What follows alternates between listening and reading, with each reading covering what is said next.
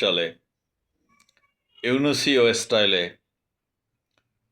ঐতিহাসিক রেকর্ড সৃষ্টিকারী নোবেল পাওয়ার মতন এক শান্তিপূর্ণ নির্বাচন উপহার দিলেন 18 কোটি মানুষের এই জাতিকে আরেকজন নোবেল বিজয়ী নোবেল লরিয়েট বলা হয়। ভালো, খুব খুশি জনগণ, একেবারে খুশি না? খুশি না হয়ে যাবেন কোথায়? খুশি তো হতেই হবে।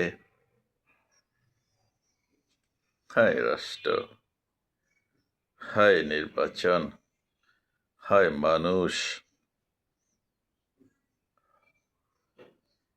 সবসময় বলি শতভাগ আইনের শাসন, ইনসাফ, সম অধিকার, মানবতার কায়েম দেখতে চাই। কত কত কথা মানুষে বলে, আমি তো আসলে অত সুন্দর করে কথা বলতে জানি না, অভ্যাস নাই, রাজনীতিও করি না, বিদ্যা বুদ্ধিও তেমন একটা নাই। সবচেয়ে বড় কথা হলো একজন বিশ্ববরেণ্য ব্যক্তিত্ব, আমাদের জাতির গর্ব, জাতির সূর্য সন্তান, যাদেরকে এই বিপ্লবীরা হাতে পায়ে ধরে নিয়ে আসলো, আমি কি করে সে বিষয়ে কথা বলবো? আর এই রাষ্ট্রের মাটি, পানি, আকাশ, বাতাস, জনগণ, সমস্ত প্রাণী, পশু পাখি, পাহাড় পর্বত সব এমনটাই চায়।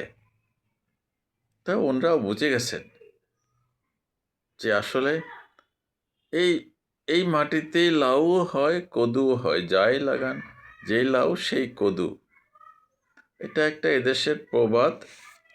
তো সেটাই তো হবে, সেটাই তো স্বাভাবিক, হয় নাই? আল্লাহু আকবার। আর ওই যে একদল আছে, আল্লাহ খাওয়ায় আল্লাহ পড়ায়, তো আর চিন্তা কি? আসমান থেকে মুন্না সালোয়া সব বর্ষিত হবে, আর আমরা চেটেপুটে খাবো, সতেজ হব, আমোদ করব, ফুর্তি করব, এবং জান্নাতের টিকিটও নিশ্চিত, দিনদার বিবিও মিলবে। আমাদেরকে শাসকরা মুচকি হেসে শাসন করবে, আমরা জায়তুন মাখব, চেহারা সুন্দর হবে, জিকির করব, জান্নাত মিলবে। খাওন পরন্ত আল্লাহই খাওয়ায় আল্লাহই পড়ায়, চিন্তা কিসের? এমনই হবে, এমনই তো হওয়া উচিত, এটাই শোভনীয়, তাই নয়? ঘরে ঘরে বিদ্যুৎ যাবে, কার্ড পাবে, খাবার দাবার পৌঁছে যাবে, মান্না ছালোয়া না হলেও ওর কাছাকাছি কিছু পৌঁছাবে, সেই আয়োজনই তো হয়েছে। আগে ছিল ঘরে ঘরে চাকরি, 10 টাকার সের চাল। বাঙালি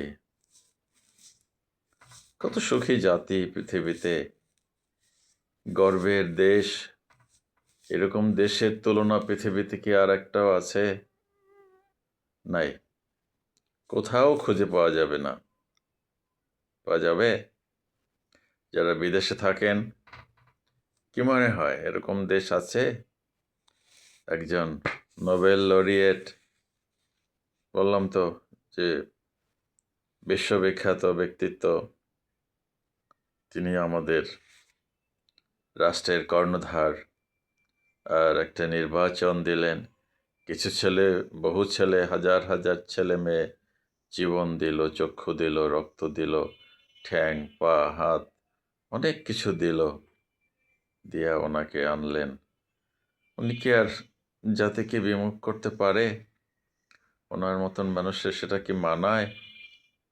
তাই উনি যথাযথ প্রতিদান দিয়েছেন। মাশাআল্লাহ বলবেন না? তো ওয়াজ করতে তো পারি না, না হলে তো বললাম আমার আল্লাহ। তখন বলেন, ডক্টর ইনুস, আপনি যা করেছেন তার কোনো তুলনায় পৃথিবীতে নাই। বলবেন না সুবহানাল্লাহ? আসলে তো পারি না ওয়াজ করতে, ভানবনিতা করে লাভ কি? করেন, সুবহানাল্লাহ বলেন, আসতে বলেন আর জলেই বলেন, বলেন, সমস্যা নাই। আসতেছে জান্নাত, জান্নাতের টিকিট পাবেন ইনশাআল্লাহ। ভোট না দিচ্ছেন তাতে কি হয়েছে? আর পীর সাহেব জান্নাতের ব্যবস্থা করবে। উনি যখন বঙ্গভবনে বসবে, ওখানে সবার জন্য জান্নাতের টিকিট ওখান থেকে ইস্যু হবে। অপেক্ষা করেন, শুধু অপেক্ষার পালা, অধৈর্য হবেন না, ঠিক আছে? কত কোটি, কত বিলিয়ন গেছে বিগত 15 বছরে, মনে আছে তো? 340 বিলিয়ন। তারপরেও যে উন্নয়ন হয়েছে মাশাআল্লাহ, সেটা কি বলার মতন ভাষা আছে? কিছু যায় আসে না, ওই ভাত খেতে গেলে 2-4টা পড়েই, এটার জন্য চিন্তা করে লাভ নাই। আর আমরা যারা আছি, ভালোই তো আছি, সমস্যা কিসের? ওই যেদিন কামাই করতে পারি সেদিন আমি খাই, আর যেদিন কামাই করতে পারি না সেদিন আল্লাহ খাওয়ায়। এটাই নিয়ম, ঠিক আছে? দোয়া করবেন ভরপুর, না আরো 100 বছর, 500 বছর, 1000 বছর হায়াত বাড়াই দেয়, উনি যেন এই রাষ্ট্রের সেবা করতে পারেন। ওনার অবশ্য মসজিদে আজকে দোয়া হয়েছে, প্রত্যেক শুক্রবারই হবে, হওয়া উচিত, কারণ এরকম কাউকে পাওয়া যায় না এই বাংলার ইতিহাসে, এই জমিনে দ্বিতীয় কেউ পয়দা হয় নাই। যা উনি দিয়েছেন এই জাতি সারা জীবনে মনে রাখবে, রাখা উচিত, ঠিক আছে? কোন দিক থেকে শুরু করব, কোন দিকে যাব, আসলে খেয়ে হারাই ফেলি। দেখবেন আগামী 1 বছরে হয়তো সোনার বাংলা হয়ে গেলেও যেতে পারে, তাই না? যাবে না? আশা করি না যাবে। সুফল ভোগ করবেন। কার্ড না, আরো অনেক কিছু দেওয়া হবে, চাকরি, কার্ড, গাড়িও হয়তো দেওয়া হতে পারে। আশাবাদী হতে সমস্যা কোথায়? চিন্তা করতে সমস্যা কোথায়? ওই যে আমার খুব ইচ্ছা হয় হিমালয়ের মাথায় চড়তে, আবার ইচ্ছা হয় মারিয়ানা ট্রেঞ্চের একদম অতল গভীরে যেতে, ওই বারমুদা ট্রায়াঙ্গেলে কি আছে দেখতে ইচ্ছা করে, আমাজনের জঙ্গলে কি হয় তা দেখতে ইচ্ছা করে, আবার একদম রাশিয়ার সেই উত্তর মেরুতে চলে যেতে ইচ্ছা করে, অ্যান্টার্কটিকায় কি হয়, কখনো কখনো গ্রিনল্যান্ড যেতে মন চায়, আবার এদিকে জাভা সুমাত্রায় যেতে ইচ্ছা করে, সাগরের ভিতরে মন চায় যেতে। এটা চাওয়া তো স্বাভাবিক। সো আপনারাও তো অনেক কিছু চান, চাইবেন নতুন প্রজন্ম, এত কষ্ট করে একটা বিপ্লব করলেন, সামনে অনাগত দিন, সবাই তো বিয়ে শাদিও করে নাই, অনেকেই বিয়ে শাদি করবেন, মধুচন্দ্রিমায় যাবেন, ডক্টর ইউনূস সাহেব তো সে ব্যবস্থা করেই দিচ্ছেন। ইনশাআল্লাহ পথ চলা শুরু। এই পথ চলার কোনো শেষ নাই। এই পথ যদি না শেষ হয়, গান গাইতে গাইতে যাবেন, সো স্বর্গে যাবেন একটা সময়, মনে হচ্ছে আর কি।